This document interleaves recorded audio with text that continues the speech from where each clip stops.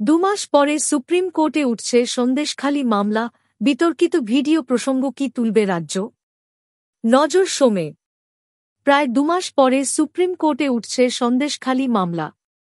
সোমবার ওই মামলায় রাজ্যের আবেদন শুনবে শীর্ষ আদালত। সুপ্রিম কোর্ট সূত্রে খবর, সোমবার বিকেলে বিচারপতি বি.আর. গাভাই এবং বিচারপতি কে.ভি. বিশ্বনাথনের ডিভিশন বেঞ্চে ওই মামলাটির শুনানি হওয়ার কথা। এর আগে এই মামলার শুনানি মুলতুবি রেখেছিল আদালত। যদিও হাই কোর্টের নির্দেশে হওয়া সিবিআই তদন্তে তার কোনো প্রভাব পড়েনি। সন্দেশখালিতে মহিলাদের উপর নির্যাতন এবং জমি দখল করার অভিযোগ নিয়ে শতপ্রণোদিত মামলা করেছিল কলকাতা হাইকোর্ট।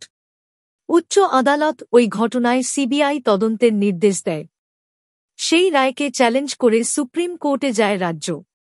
গত ২৯ এপ্রিল শীর্ষ আদালতে মামলাটি উঠলে শুনানি পিছিয়ে দেওয়ার আবেদন জানায় রাজ্য।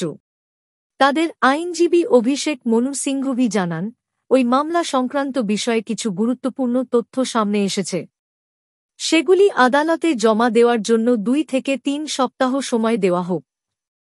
বিচারপতি গাভাইয়ের বেঞ্চ জানায়, শুনানি মুলতুবি থাকলেও তদন্ত প্রক্রিয়াকে ব্যাহত করা যাবে না।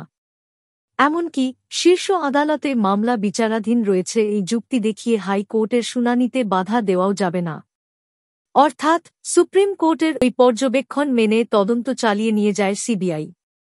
প্রাক্তন তৃণমূল নেতা শেখ শাহজাহান এবং তাঁর শাগরেদদের বিরুদ্ধে জমি দখল এবং নারী নির্যাতনের অভিযোগ ঘিরে উত্তপ্ত হয়ে ওঠে সন্দেশখালি।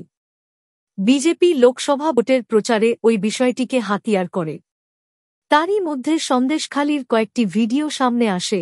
এএনজে টিভি নিউজ ওই ভিডিওর সত্যতা যাচাই করেনি, যা ঘিরে বিতর্ক তৈরি হয়। এই অবস্থায় সোমবার সুপ্রিম কোর্টে উঠছে সন্দেশখালি মামলা।